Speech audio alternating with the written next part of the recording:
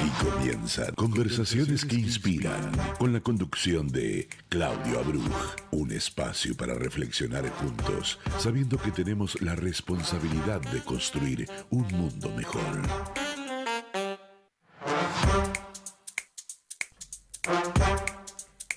Buenos días, ¿cómo están? Soy Claudio Abruj y me da muchísimo placer volver a encontrarme con todos ustedes, como hacemos desde hace ya 2 meses aquí en Radio High 96.3, para dar inicio a una nueva entrega de esta propuesta radial que se llama Conversaciones que Inspiran.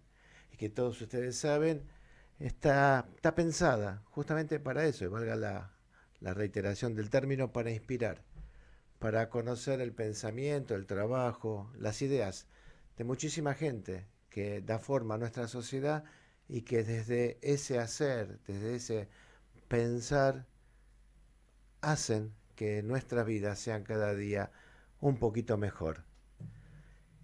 Y comenzamos este día domingo con muchos temas que vienen de arrastre de la semana, pero así como dije que este programa se llama Conversaciones que Inspiran, no puedo no dedicar esta editorial, esta breve introducción, en este día domingo, al Día del Padre.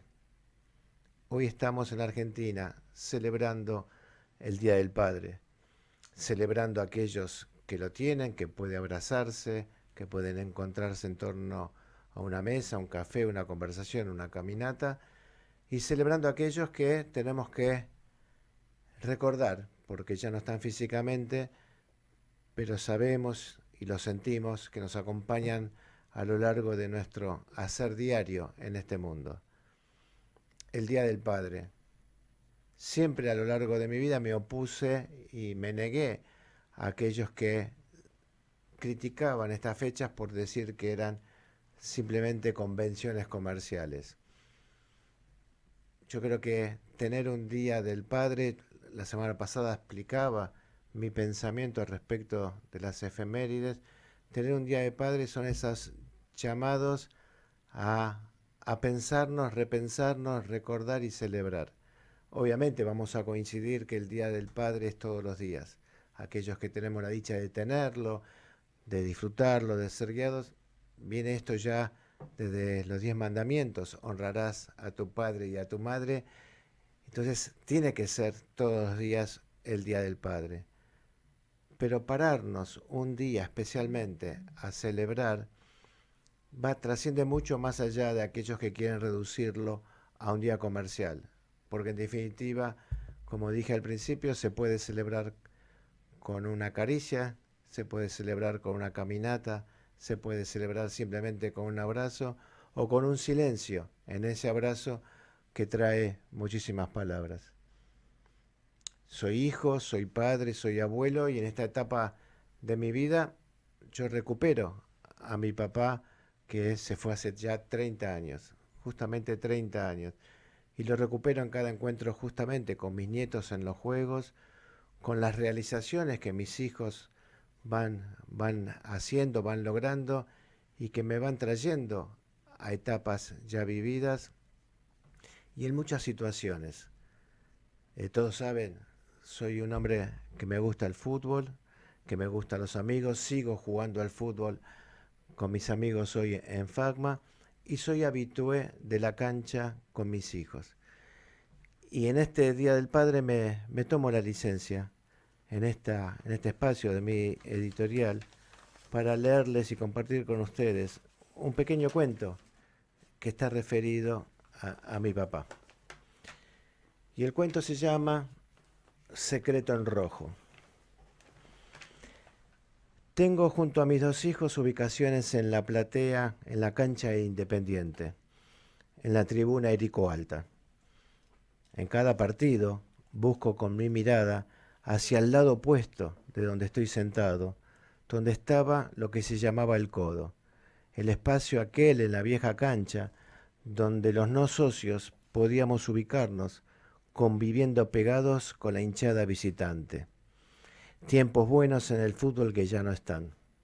Revivo aquel día mágico cuando, con 10 años, entré con mi viejo por primera vez para ver al rojo de mi vida, a Independiente, 55 años atrás.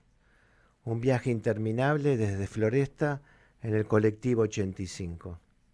Recuerdo el hormiguero humano por las calles cercanas, la esquina de Alsina y Cordero, fundamentalmente con la locomotora que vendía maní caliente, la belleza del turrón japonés, de colores celeste, rosa y blanco brillantes, que el vendedor cortaba a ojo dando la chapa a los chicos.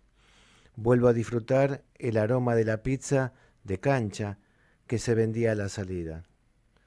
Todos esos eran lujos que no estuvieron en mi alcance ese día, y seguramente por eso los recuerdo tanto.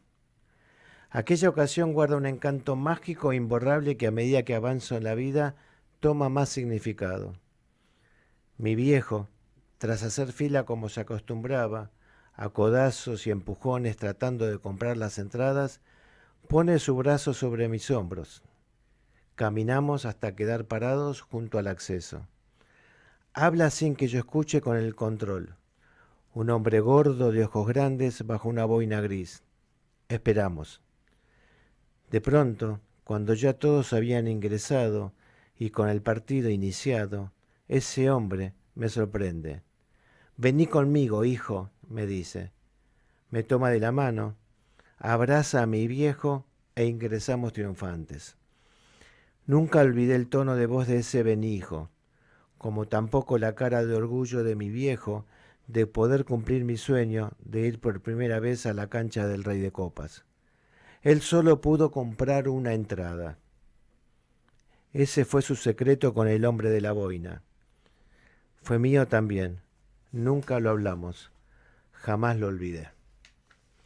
Comenzamos así esta entrega de Conversaciones que Inspiran.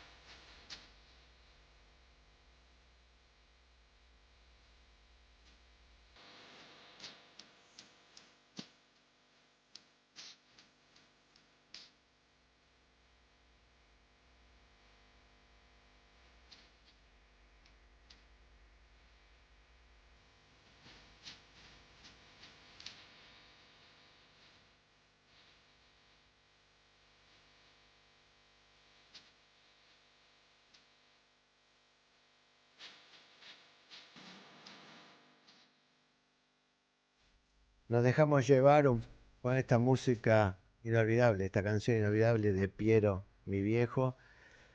Nos metemos en el Día del Padre y el clima que implica, pero nos metemos ahora en la entrevista de cada domingo en Conversaciones que Inspiran. Y otra vez, un lujo para mí, eh, este diálogo que vamos a iniciar con la persona que ahora vamos a presentar. Su historia nos conmueve, nos hace pensar y nos enriquece. Ahora, en Conversaciones que Inspiran, charlamos con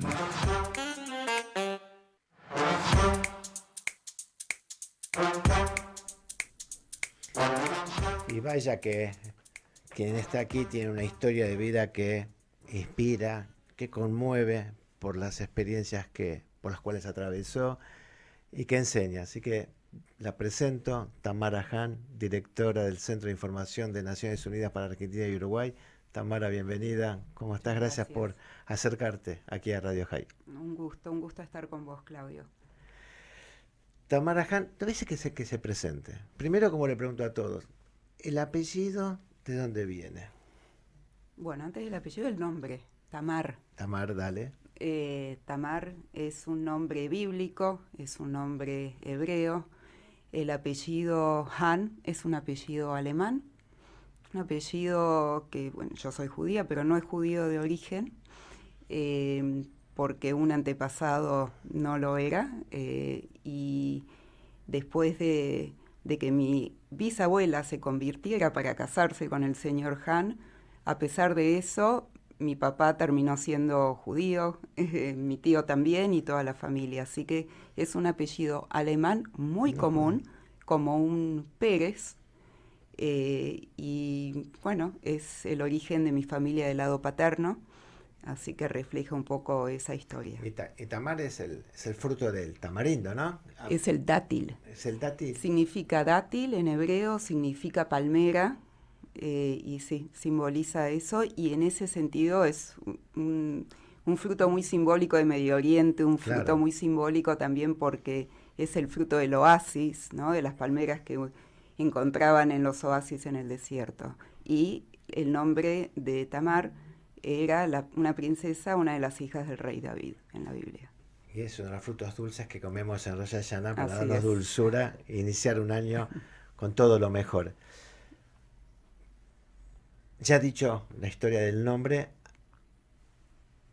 hay una historia muy rica en tu vida. Naciste en Israel, Ujú, te criaste en Argentina, así es. te formaste en Israel y en Nueva York, trabajaste en Panamá, te tocó estar en Haití, te tocó estar en Ginebra. Ujú. Contanos un poco de tu formación y cómo fuiste llegando a este mundo para ser hoy directora del Centro de Informaciones de Naciones Unidas. Un recorrido largo y sorprendente hasta para mí, porque yo de chica no soñaba con trabajar en Naciones Unidas. ¿Con qué soñabas? Soñaba con ser periodista, que es lo que Ah, estudié. ¿De Eh, chiquita de, estudiabas ser sí, periodista? escuchaba a Magdalena en la radio con mi papá yendo al colegio y siempre quise dedicarme al periodismo. Me gustaba contar historias, escribir y un poco tratar de explicar el mundo y la política, siempre me pareció algo interesante de hacer. Bueno, me crié, como decías, acá en la Argentina, en Buenos Aires, Naciste en Israel. nací en Tel Aviv. A los 3 años llegué a la Argentina. Mi mamá es israelí, de un kibutz en el sur de Israel que se llama Nitzanim, queda al lado de Ashkelon. Mi papá argentino, que fue como voluntario a ese kibutz en los años 60, como fueron Eso te iba a muchos. decir, era un kibutz que muchísimos argentinos Muchísimos. frecuentaban desde las distintas Trunot, sobre Así todo de la es. Shomer Hatzair. Tal cual. Así que mi papá va como voluntario, ahí conoce a mi mamá y decide quedarse en Israel y bueno, ahí nazco yo. Vivieron muchos años en Tel Aviv y después tocó volver por un tema familiar, el negocio familiar, mis abuelos acá. Así que volvimos a la Argentina y me crié acá, pero todos los años íbamos al kibutz y yo me quedaba un mes, 2 meses. Así que, y en casa se habló hebreo hasta que mi mamá aprendió castellano y hasta que yo aprendí castellano. Mis hermanos ya llegan acá en la Argentina, así que ya sé, mi casa se fue transformando cada vez más en una casa más argentina, pero la parte israelí siempre fue muy fuerte y por eso fue que yo terminé el secundario en el año 91 y decido irme a estudiar a Tel Aviv y retomar un poco esa rama de mi vida. ¿Estudiaste en la Universidad de Tel Aviv? Estudio en la Universidad de Tel Aviv Ciencias Políticas, luego hago mi servicio militar. Curiosamente, mi servicio militar fue en una unidad que trabajaba frente a los despliegues de Naciones Unidas en las fronteras israelíes, que son las misiones de paz, que todavía existen. Una casualidad absoluta, pero fue mi primer encuentro con Naciones Unidas. Cuando termino el servicio militar, decido que quiero estudiar periodismo y termino yendo a Nueva York a hacer un máster en periodismo y estudios latinoamericanos. Ahí es donde veo ese edificio del Secretariado de Naciones Unidas y digo, la ONU, que yo la conocía desde otro ángulo, desde un trabajo que hice durante mi servicio y la verdad que me causó mucha curiosidad ver ese edificio y pensar en la organización como tal, y me generó muchas ganas de ver si podía ser parte, ¿no? y después de muchos años de intentarlo y de trabajar como consultora en variedad de agencias, contratos cortos, cosas así. La vida La común del vida, periodismo, ¿no? Y de los jóvenes, ver cómo vas tal cual. ponchando trabajo hasta encarrilarte. No, totalmente. Y en ese sentido me gustaría que la gente que nos escucha, y si hay alguien que tiene una ambición de trabajar en Naciones Unidas, que no es un camino fácil, es un camino largo y complejo, pero que se puede. Yo, de hecho, realmente siempre digo, yo no entré por la puerta, entré por la ventana. Y finalmente entré a UNICEF con un contrato más largo y toda mi carrera, hasta llegar acá de vuelta a Buenos Aires para ser director del Centro de Información, fue con UNICEF. Y con UNICEF es que me muevo. Mira, cuando estabas contando tu paso i- en Israel y la llegada a Nueva York, me hiciste acordar también, en el año 91, vos estabas en Israel, yo ingreso a trabajar en B'nai B'rith, una organización de derechos humanos en el Caribe. Y en enero del 91 me mandan a un curso de capacitación a Nueva York, al edificio de la Anti-Defamation League, que estaba pegado o a la vuelta del edificio de Naciones Unidas. Y yo me acuerdo, en el año 91 tenía 30 años, cuando vi el edificio de Naciones Unidas, fue deslumbrarme e imaginarme, para quien le gustaba la política, también el periodismo me gustaba, pero y a quien le gusta o que tiene vocación de servicio, ese mundo que inspiraba a Naciones Unidas, más allá de todas las controversias que a lo largo de los años se fueron y se van a seguir dando, pero hay algo que inspira. A mí me inspiró muchísimo para decir, bueno, este es mi camino, hice lo que hice. ¿Y a vos qué te inspiraba? A mí me inspiró lo mismo, me inspiró un poco esto de pensar, este es un lugar único, que lo es, con todos sus problemas y sus defectos. Es un lugar único donde todos los países están en pie de igualdad tratando de arreglar los problemas que nos aquejan como sociedad global. Y eso me pareció fascinante ver gente realmente de todos los países participando, dialogando y tratando de mejorar las cosas, porque eso es lo que es Naciones Unidas. Y me inspiró en ese sentido, igual que a vos. Fui a hacer un tour del edificio por dentro. Claro, se hacían tour. Y me inspiré mucho más porque es un edificio maravilloso también desde lo arquitectónico, desde la historia que tiene, pero también desde ese espíritu, ¿no? De, bueno, acá estamos todos los países del mundo y realmente la ONU es una consecuencia directa de la Segunda Guerra Mundial. Entonces acá estamos todos intentando mantener la paz y la seguridad, a veces mejor que otras, con más éxitos o menos, pero esa sensación de que eso se gesta en ese edificio a mí me resultó muy impresionante. El otro día hablaba con la gente de la Unión Europea y hablábamos también de esto, ¿no? Digo, que yo les reconocía que como fenómeno, como creación después de la Segunda Guerra y la Guerra Fría, todo lo que vino después, la Unión Europea constituida es una herramienta poderosísima que debe ser corregida, mejorada, pero que nos sirve a todos. Y Naciones Unidas mejorada, corregida, optimizada, porque hay un mundo, que vos lo dijiste bien, que tiene que ver con el mundo del diálogo que representa.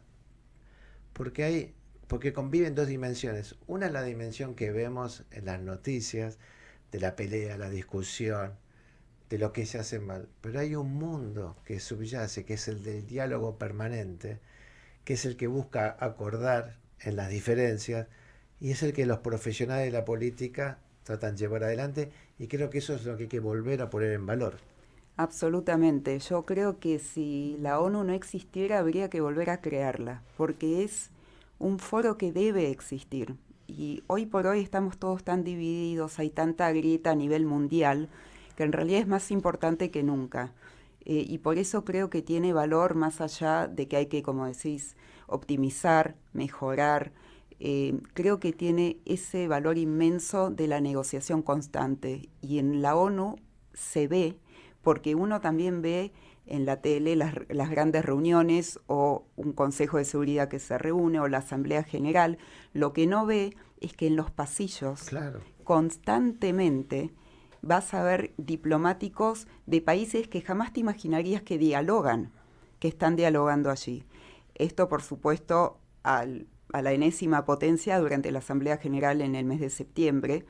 Y ese foro de diálogo, para mí, es algo de un valor incalculable, no tiene precio. Y por eso siento que es tan importante y para mí un honor ser parte de alguna manera de eso. Inclusive estamos acá, en el Radio High, una radio que se define como la radio judía, que tiene un alcance enorme en la comunidad judía. Obviamente cuando se habla de ONU se habla, más en este tiempo, de las resoluciones contra Israel, que es parte de la realidad, parte de la lógica, pero también son resultados que nos obligan a seguir trabajando y buscando el diálogo para ver cómo se resuelven los conflictos. No quedarnos solamente en, fueron en contra de, o no hicieron todo lo que se esperaba. Me parece que ese es el espacio que tenemos, o la idea que tenemos que llevar al mundo de explicar para qué estas instituciones. Así es. Bueno, estabas en Nueva York, entras a la ONU, ¿y de ahí? Y entro a la ONU, empiezo, como te comentaba, en UNICEF, y al poco tiempo me surge una oportunidad de tener un puesto, no permanente, pero de planta, digamos, y ese puesto estaba en Ginebra. Así que me mudo a Ginebra. ¿Para UNICEF también en Ginebra? Para UNICEF. Ahí estaba y está todavía una oficina importante, regional, que cubre Europa, que cubre el este europeo también, y ahí estuve 1 año y medio, poco tiempo. Ya tenía un hijo y otro venía en camino, y al menos de 2 años me piden que me traslade a Panamá, donde está la oficina regional, no solo de UNICEF, sino de todo el sistema de Naciones Unidas para Latinoamérica y el Caribe. Y ahí estuve 8 años. Fue realmente... ¿Entre qué años? Estuve hasta el año 2015. Yo viví en Panamá, pero mucho antes. Sí, me acuerdo que me contaste. Sí, Panamá es un lugar fascinante y un país maravilloso para sede regional, Sin porque duda. está en el medio de todo, porque tenemos, no quiero hacer un chivo comercial, pero una aerolínea en Panamá que es súper eficiente y que llega a todos lados en poco tiempo. Lo que se ha desarrollado Panamá como un nudo y posibilidad de, como hub, ¿no? Que le dicen, para Es poder un estar hub. en todos lados, es increíble. Sí, de alguna manera es como que compite con Miami en ese sentido, ¿no? De ser como un centro neurálgico para toda la región. Y ahí cubría toda la región de Latinoamérica, también el Caribe, y por eso lo que mencionabas de Haití también estaba bajo la órbita de lo que hacíamos allá. Con Haití te toca el terremoto. Me toca el terremoto. ¿Apenas llegada a Panamá? No, ya fue en el 2010, yo llegué en el 2008 a Panamá.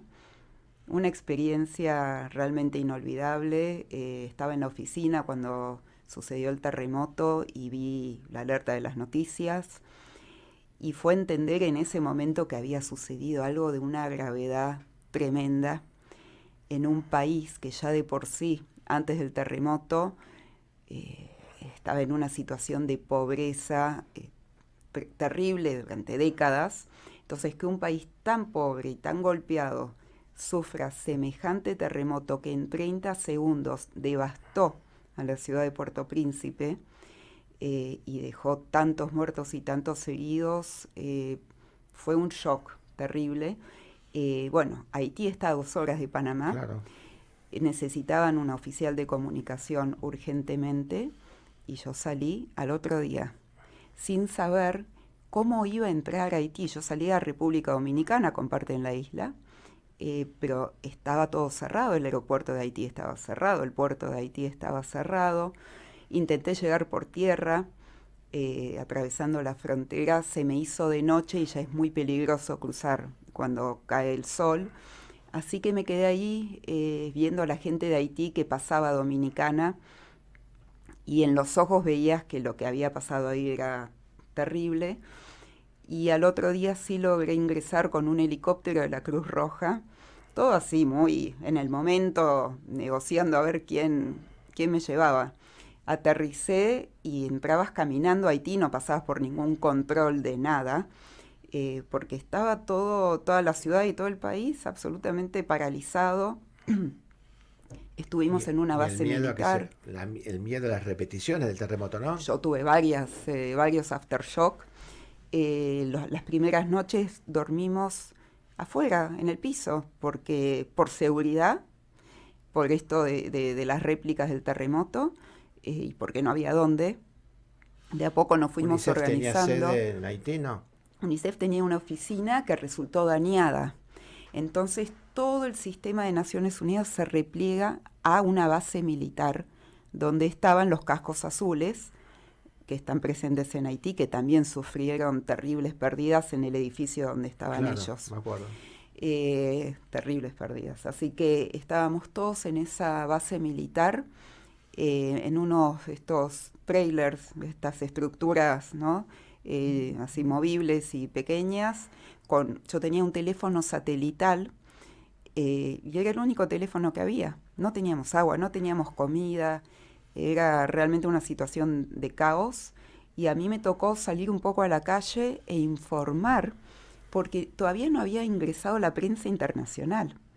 Entonces, mientras llegaba todo el periodismo y demás, de alguna manera yo estaba contando qué es lo que estaba pasando ahí en Haití durante esos primeros días. ¿Vos eras vocera ante el organismo internacional o ante la prensa internacional? Ante la prensa. Yo estaba representando a UNICEF como vocera, no como representante de UNICEF jerárquicamente, frente a la prensa. Y hablaba con prensa de todo el mundo que todavía no había podido ingresar o que estaba fuera del país y querían tener información. 24 horas por día, desde prensa australiana, por la diferencia horaria, íbamos transitando por los usos horarios, atendiendo a cuantos más periodistas pudiéramos, contando lo que estaba sucediendo para que a su vez la gente done a UNICEF y apoye el trabajo que estábamos haciendo para la gente de Haití. ¿Y tuviste que dormir a la intemperie un día o varios días? Un par de días. Y de ahí, más allá de estas vicisitudes, de cómo llegar desde lo humano, ¿te modificó? ¿Te impactó? ¿Te encontraste con algo que nunca hubieses imaginado?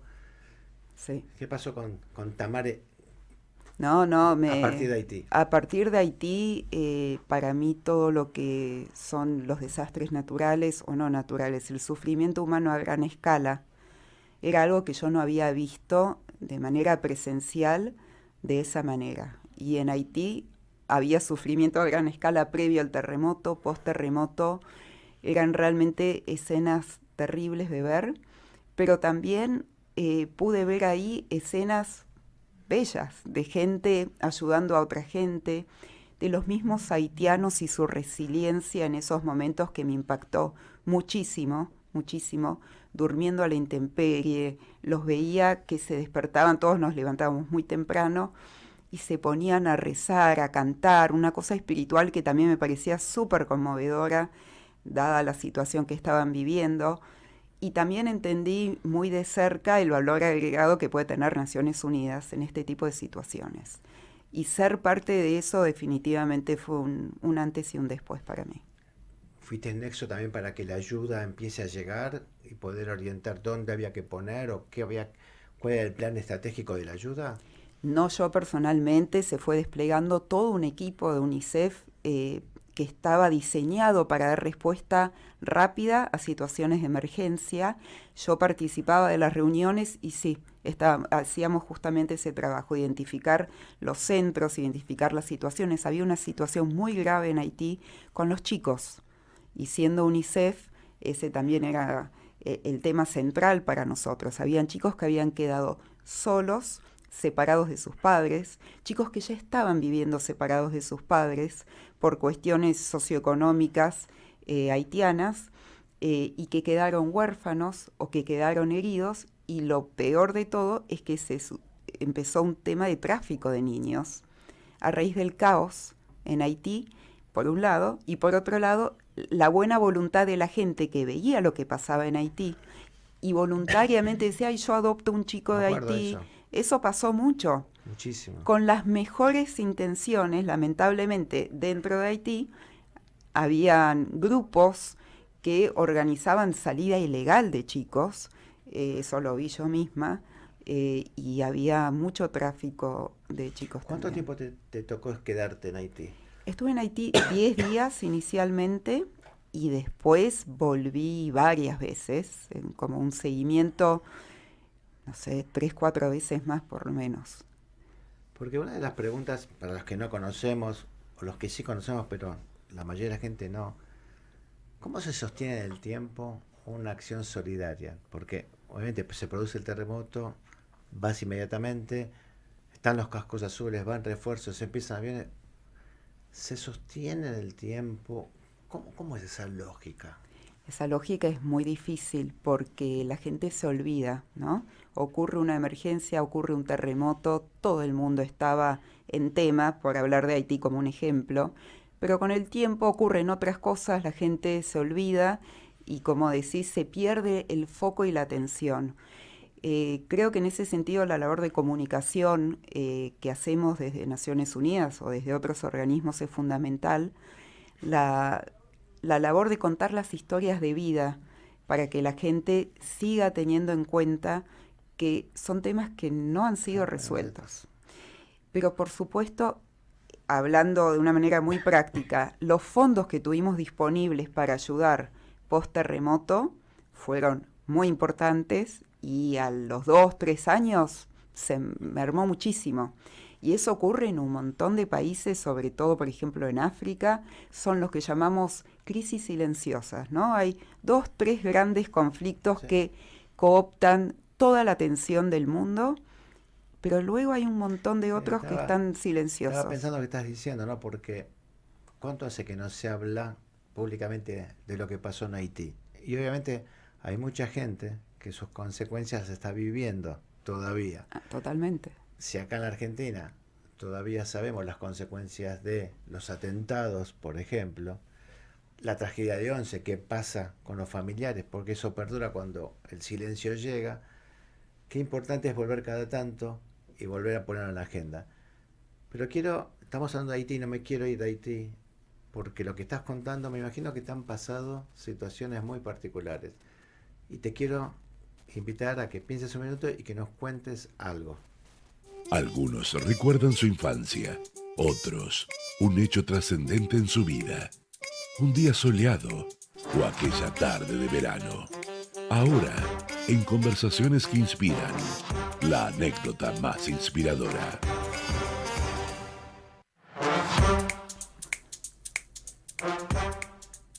El título es optimista en cara, pero obviamente estamos hablando de un tema trágico y de lo cual vos hablaste de resiliencia. Pero sin duda hay anécdotas o experiencias por las cuales atravesaste de distintos colores. ¿Cuál tomarías?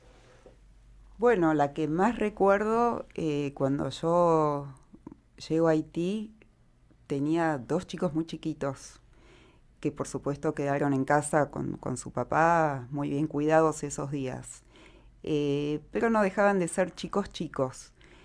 Y para mí todo el tema infantil y de lo que te comentaba de los chicos que estaban en una situación tan vulnerable, me tocó muchísimo. Y recuerdo que habían hospitales de campaña, porque los hospitales también se habían derrumbado, eran enormes carpas, y había tráfico ilegal de chicos. Y recuerdo que una noche yo me quedé a dormir con una nena que estaba herida, muy chiquita, En el hospital de en el campaña. hospital. En el hospital, y me quedé a dormir al lado de ella porque quería que esté acompañada, quería que esté segura, y bueno, eso fue algo que no me lo olvido nunca más. Y lo otro, en ese mismo hospital, una bebé muy chiquita que ya sufría de una parálisis cerebral y que la rescataron de los escombros, herida y sola. Y recuerdo que se la llevaron a Estados Unidos para darle un tratamiento, y que ella estaba muy contenta, y nosotras como que nos habíamos comunicado con lenguaje de señas, no había manera de hablar. Yo hablo francés, no hablo creol, y que cuando se va me saluda con la mano y me hace como una señal, ¿viste?, del pulgar arriba, y nunca me voy a olvidar porque esa nena estaba vendada, herida, se le veían los ojitos y se le veía la sonrisa, ¿no? Y esa cosa de un optimismo y una alegría dentro de una circunstancia tan espantosa, que cuando vuelvo a Panamá y me dicen, uy, no, extrañaste a tus hijos, te fue difícil. Le dije, no, la verdad que no me fue difícil, porque vi chicos en situaciones tan difíciles. Sabía que mis hijos estaban bien, ¿no? Relativicé como toda esa parte mía y me pude dedicar realmente a los chicos que estaban ahí y nunca me olvidé de ese momento. De hecho, lo conté cuando volví a Panamá y se lo conté a mis hijos, para que ellos también entiendan la suerte que tienen y que en algún momento quizás también despierte en ellos el deseo de ayudar a otros. ¿Volviste a encontrarla en la vida de esta chica, esta nena? No, no, nunca más, no. Antes de la tanda, te quiero hacer una pregunta. Cuando lo hago personal, cuando yo fui funcionario de la ciudad, me tocó la tragedia de Once. Cuando me tocó la tragedia de Once, mucho personal mío asistió a las familiares de las víctimas. Después de eso, decidí que había que hacer un libro que dé testimonio de lo que le pasa a los familiares, qué le pasaba a las víctimas y qué le pasaba también a los funcionarios que se encuentran y que no están preparados y se encuentran con situaciones límites y el Estado no sabe contener. En este caso, vos Unicef que vas para una función y te toca la realidad. ¿Hay contención? ¿Cómo se supera esos dolores, esa tristeza? Pero no me la contestes ahora. Hacemos una tanda, te pido que te quedes y me la contestes después.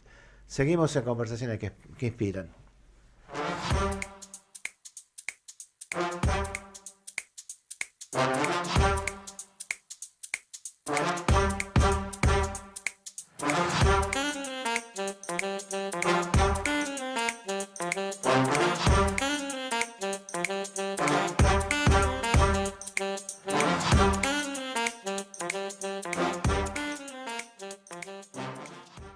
Transmite LRL 331 para su canal de frecuencia 242.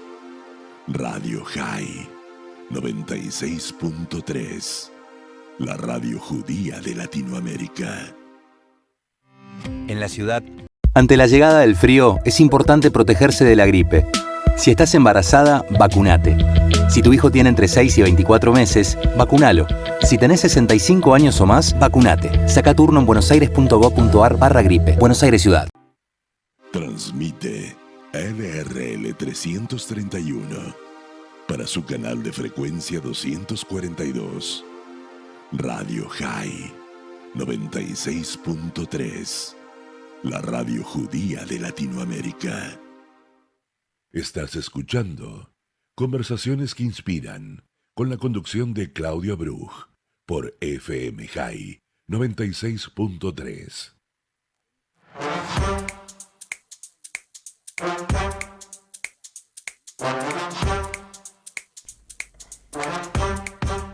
Seguimos en este domingo 15 de junio, Día del Padre, aquí en Conversaciones que Inspiran. Seguimos en este diálogo tan lindo, tan distinto con Tamara Hand, quien es directora del Centro de Información de Naciones Unidas para Argentina y Uruguay. Y estábamos haciendo su recorrido de vida y nos habíamos situado en su experiencia en Haití en el año 2010, cuando fue el terremoto. Y le preguntaba, en función de las situaciones emotivas, traumáticas, límites que le tocó vivir y actuar, ¿qué pasa con esa funcionaria que después regresa con toda esa carga encima? ¿Cómo se procesa? La verdad es que uno lo tiene que procesar individualmente. En la ONU no existe una instancia formal, o por lo menos que yo sepa, donde un funcionario vuelve de una misión de estas características, y hay muchas así, y recibe algún tipo de tratamiento o paquete.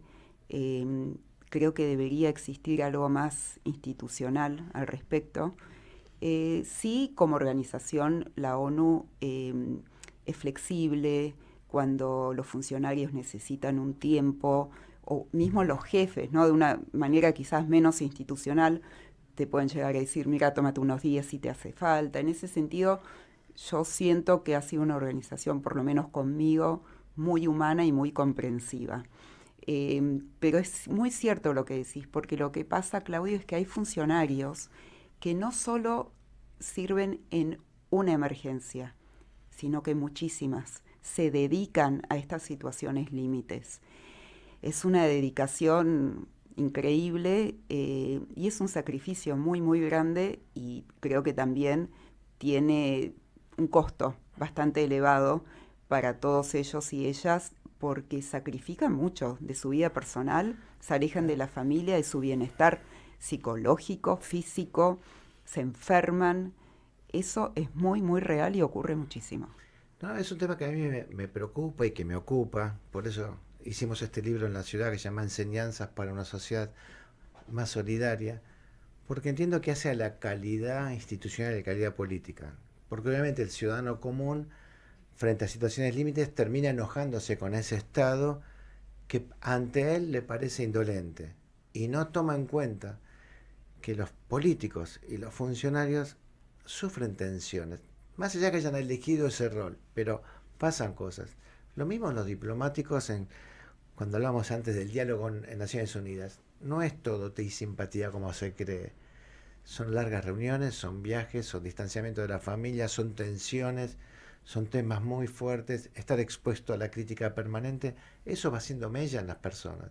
Entonces me parece que en la medida que las instituciones empiecen a entender ese cuidado que el ser humano, el hombre y la mujer requiere, se haga efectivo. Me parece que ahí creceríamos en nuestra calidad institucional y nuestra forma de vida, ¿no? Totalmente. Y pondríamos por sobre todas las cosas la empatía humana. Totalmente. Y eso es lo que tanta falta nos hace. Hacemos un giro en la forma de comunicar. Primero quiero pedir disculpas porque varias veces dije Tamara y es Tamar. Por deformación digo Tamara, pido disculpas, te pido a vos, pero es Tamar y a partir de ahora voy a decir Tamar como corresponde. Pero bueno, hacemos un pequeño cambio en cómo estamos conversando, porque te quiero hacer otro tipo de preguntas. Lo bueno, si breve, 2 veces bueno. Ahora en Conversaciones que Inspiran, el ping-pong de preguntas y respuestas. Ya nos metimos en la historia personal, en la historia profesional, en la vida de funcionaria pública. Vamos un poco más a saber quién es Tamar. ¿Qué hobby tiene Tamar? ¿Qué hobby tiene Tamar? Van cambiando.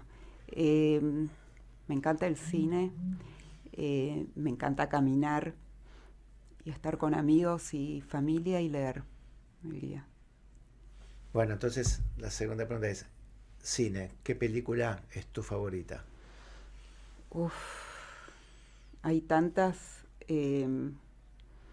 Me gusta mucho, pero de manera histórica, que me acuerdo, siempre me encantó, Cinema Paradiso.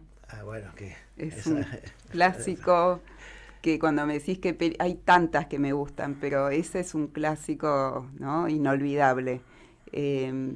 Sí, es una película de Alejandro Lerner también, yo se lo pregunté una vez y me dijo... ¿En serio? Sí, Cinema Paradiso es lo máximo. Es lo máximo, sí. Sí, me encantó esa película. ¿Libros? ¿Autor? Estaba releyendo últimamente un poco a Gabriel García Márquez, porque también vi la serie de su libro 100 años de soledad. Yo también la vi. ¿Está bien? ¿Es buena? Fabulosa. Bueno. La vi con mucho miedo porque cuando uno quiere mucho un libro y lo llevan a la pantalla, te da miedo verlo porque te arruina el imaginario propio que uno generó en ese libro, con esa historia. Y me encontré con una producción increíble que sobrepasó mis expectativas. Así que 100 años de soledad, diría, El amor en los tiempos del cólera también. O sea, Gabriel García Márquez es tu escritor favorito. Diría que es uno de mis escritores favoritos, sí. Me gusta mucho también Oriana Fallaci. Más en este momento, ¿no? Más en este momento, por supuesto. Estoy pensando en quién más. Hay tantos, o sea, esos dos por ahora, como favoritos. Israel, Argentina, Nueva York, Ginebra, Panamá. ¿Tu lugar en el mundo? Es una pregunta muy... no es tan difícil, pero sinceramente estoy partida al medio entre Tel Aviv y Buenos Aires. Tengo la inmensa suerte de que estas dos ciudades, que para mí son maravillosas, las mejores que podría haber pedido, las dos son mi hogar. Y aparte, imagina, están como pasa siempre, llenas de afecto, de anécdota, de vida, que eso es lo que hace quererlas. Absolutamente, la vida vivida y también, bueno, ¿no? De dónde viene uno, la historia familiar más allá de la vida que uno haya tenido, también es algo que tira mucho. La historia de mi familia en Israel a mí me tira mucho. Y sí, soy israelí. Esa es mi nacionalidad. No tengo otro pasaporte, pero me siento en casa tanto en Israel como en Argentina. Alemania por descendencia, israelí por nacimiento, Argentina por adopción. ¿Una comida? Sin lugar a dudas, mi comida favorita es la comida en Israel, un falafel como corresponde, un hummus en como la calle corresponde, ¿no? en la calle, manchándome los dedos, que me chorree por toda la ropa, que me manche toda la ropa, y estoy muy feliz. Si puede ser en la playa, mejor aún. Cerramos el ping-pong. ¿Qué es el Centro de Información de Naciones Unidas? El Centro de Información de Naciones Unidas existe acá en la Argentina y en casi todos los países del mundo donde está la ONU, y básicamente es un centro que busca informar a la población local, en este caso Argentina-Uruguay, sobre qué hace la ONU, de una manera más localizada, porque la ONU está presente en la Argentina, con sus fondos, sus agencias, y todo el sistema. Es un sistema muy grande. Muy grande, está presente acá, está trabajando en la Argentina para mejorar también la vida en este país, y eso es lo que buscamos comunicar, y también comunicar con una localización que tenga sentido lo que hace la ONU globalmente. Eso es lo que hace el centro. Manejamos las redes sociales, la página web, hacemos eventos, hacemos series de podcast, todo tipo de cosas. Hay un evento, vos antes hablaste de tu inclinación hacia el cine y hablas de los eventos, y yo recuerdo muchísimo un evento que hiciste en el Malva, con el Centro de Información obviamente, que fue la presentación de la película del proyecto, o no sé si llaman el proyecto, de lo que fue el proyecto Oneg Shabbat, que fue aquella cosa magnífica que hicieron los judíos en el gueto de Varsovia. Así es. Y después se transmitió a otros, de guardar, de documentar y esconder todo. ¿Esto fue una política de Naciones Unidas? Sí. ¿O fue tu decisión? Porque esto es importante también saber, ¿no? Y lo pregunto adrede, porque la crítica a Naciones Unidas, sobre todo a partir de lo que pasó el 7 de octubre del 23, se generaliza, y vos sabés que cuando se critica todo. Entonces la pregunta, ¿esta posición frente al holocausto, educar, fue una decisión de Tamar particular por su ascendencia judía, o fue una política institucional? Me alegro mucho que me hagas esa pregunta, porque me parece que me da la oportunidad de explicar, aclarar esto. Tamar, como funcionaria de Naciones Unidas, no toma ningún tipo de decisión de hacer o no hacer por mi origen, por quién soy yo. Como funcionarios de Naciones Unidas tenemos que ser neutrales, apolíticos, y yo hago lo mismo. Y me gustaría mucho que el público que escucha este programa, con todas las críticas hacia la ONU desde el 7 de octubre, también sepa que la ONU marca todos los años el Día Internacional del Holocausto.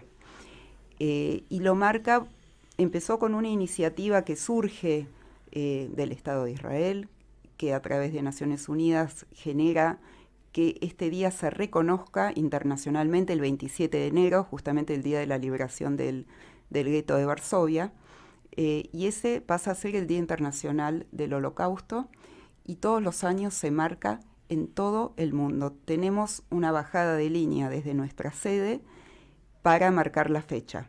Y cada año nos hacen llegar materiales nuevos. Justamente en ese año en que vos recordás la película, nos hicieron llegar esta maravillosa película que la tuvimos solamente nosotros y pudimos mostrarla solamente una vez, y eso es lo que hicimos. ¿Ah, sí fue? Sí, fue una sola vez, teníamos los derechos para una sola muestra, pero lo importante es que la gente sepa que la ONU sí marca este día, sí designa recursos, sí realiza producciones o toma producciones de otra gente y negocia para que desde las oficinas de los centros de información podamos hacer un evento anual para marcar ese día, y eso es lo que yo hice. Y de hecho este año, en enero, por casualidad, me tocó ir al acto que se hace en Nueva York el 27 de enero, por supuesto en el marco de todo lo que viene ocurriendo desde el 7 de octubre, toma una importancia superior quizás a la que hubiera tenido en otros años, pero fue un acto dentro del edificio de las Naciones Unidas con el presidente de Israel y con un montón de figuras destacadas, impresionante, se le dio muchísima importancia, así que bueno, me resulta importante que la gente sepa esto, Sí, sin duda. ¿no? Y que también sepa que yo sea israelí, que yo sea judía, nada tiene que ver con el trabajo. No, está muy bien esta respuesta que nos das. Ese 27, esa resolución para el 27 de noviembre tomada en Naciones Unidas por iniciativa de Israel, y el principal socio fue la Argentina en ese momento. Ah, no lo sabía, mira. Y quien tenía que llegar a ser uno de los relatores importantes era el canciller Bielsa, y por una gran nevada no pudo llegar a tiempo a la asamblea. Wow. O sea, ya lo sé porque yo estaba en la DAIA, interactuaba en ese momento con la Cancillería y sabía de esto, y que se mantenía en secreto. El 27 de enero, por la liberación del campo de Auschwitz. Exacto, yo acá en Argentina suelo marcarlo en mayo, siguiendo la fecha del fin de la guerra. hebrea. Por el gueto de Varsovia. Sí, sigo la fecha hebrea, pero por una cuestión simplemente de que fines de enero en Buenos Aires no hay nadie. No, está correcto. Entonces, no, esa película, qué lástima que no se pudo volver a ver, qué lástima que no está en las plataformas de Netflix, porque es maravillosa. Lo es. Y invito a aquellas que les interesa el tema que investiguen qué fue el proyecto Oneg Shabbat, de los cuales muchos museos hoy de la Shoah se nutren. Se nos está acabando el tiempo, me lo marcan desde producción, y aprovecho para nombrar que está Luciano Stillman en la producción y Gustavo García en los controles, y les agradezco. Te voy a hacer 2 preguntas finales. Una, que me cuentes, si podés, cómo viviste el 7 de octubre del 23, como israelí, familiares, amigos y demás, como funcionaria, con todo lo que vino después. Y el último, que me cierres con un sueño o una reflexión. Bueno, el 7 de octubre, el peor día de mi vida. En todos los sentidos, como judía, como israelí, como todo, nunca me imaginé que pase lo que pasó. Me impactó mucho también los kibutzim, como te dije, yo vengo de un kibutz. Claro. Que no queda en la frontera con Gaza, pero queda muy cerca. Y todos los que conocen un kibutz saben que un kibutz y otro kibutz, más o menos lo mismo, el principio es el mismo. Sigo sin recuperarme del 7 de octubre, no creo que jamás me recupere, y como seguimos en guerra, no es algo cerrado. Seguimos en guerra, seguimos con secuestrados, y con una situación en la franja de Gaza humanitaria gravísima. Quizás cuando todo eso termine podamos empezar a procesar lo que me atrevo a decir que para todos hoy por hoy sigue siendo un evento traumático. No estamos en post-trauma, estamos en trauma. En lo profesional ha sido complejo, pero destaco el hecho de que pude participar de una misión en febrero del 24, ¿no? Pocos meses después, ir a Israel con una misión de Naciones Unidas que justamente fue a investigar el tema de los crímenes de abuso sexual ocurridos ese día, con la representante del secretario general para crímenes de esa naturaleza, que ella y su equipo hacen investigaciones e informes en todo el mundo donde estas cosas ocurren. Nuevamente, jamás imaginé que este tipo de informe e investigación tuviera que tener lugar en Israel. Tuve el inmenso honor de ser parte de ese grupo y de poder contribuir, porque en la ONU no hay muchos israelíes, no hay muchos judíos, ciertamente no hay mucha gente que hable hebreo, ¿no? Para intentar ser un poco un puente Y eso es lo que pude ser, un puente entre las víctimas y la gente que venía a investigar los hechos. Se publicó un informe que dio prueba fehaciente de lo que había ocurrido el 7 de octubre y eso me dio una satisfacción. ¿Ese informe está accesible para la gente? Está accesible, ¿Por qué no decís dónde lo puede ver la gente? Está en la página de ONU, ¿sí? Que es onu.org. Lo que puedo hacer es pasarte después el PDF si lo querés poner en la web, en las redes o donde sea. Es un informe largo, pero sí, es un informe que Porque es importante. Es importante que se sepa, que se sepa lo que hizo Naciones Unidas. Exactamente. ¿La familia bien? ¿Tuviste algún amigo? ¿Tuviste alguien No directo? tuve a nadie directamente involucrado, más bien tuve hijos de amigas por la edad Claro, que fueron al frente. Y también, Claudio, yo tengo 2 varones de 18 y 20 años que perfectamente podrían haber estado en Israel y estarían ahora en servicio activo, lo cual también como mamá es algo que asusta y bueno, mi solidaridad con todas las mamás, las esposas que están pasando por esto. Está muy bien lo que voy a decir, ¿no? Estamos impactados, pero estamos transitando el trauma. Totalmente. Y nos cuesta mucho todavía separarnos, porque va a pasar mucho tiempo para que podamos separarnos y ver bien toda esta historia. Sí, la perspectiva es importante. Yo intento mantenerla por el trabajo que me toca hacer y por el lugar en el que estoy, pero es algo que me consume desde el 7 de octubre. Es lo que hablábamos antes, somos humanos, entonces, antes que el funcionario está la persona. Así es. Cerramos. Una reflexión, un sueño tuyo. Un sueño mío que quizás combine lo personal con lo profesional es que esta guerra termine y que haya paz en Medio Oriente, que empiece un nuevo capítulo, que la ONU tenga un rol positivo para jugar en este nuevo Medio Oriente, yo creo que lo tiene, y eso, que salgamos de este trauma y que estemos algún día, no va a ser ya, va a pasar muchísimo tiempo para recuperarnos de esto, pero vamos a estar mejor. Tamar, infinitivamente gracias. Gracias a vos. Y dejaste muchos temas abiertos para que en algún otro momento te invite y sigamos conversando. Porque hay muchos temas que dejaste abiertos y nos invitaste a inspirarnos y seguir pensando. Con mucho gusto. Cerramos otra entrega de Conversaciones que Inspiran, con mucho en la cabeza y en el corazón para pensar y procesar.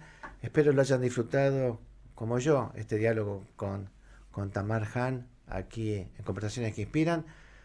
Y cerramos y nos vemos, Dios mediante, nos escuchamos y nos encontramos, Dios mediante, en 7 días, aquí en High 96.3. Soy Claudio Abruj, gracias por todo, que tengan muy buena semana.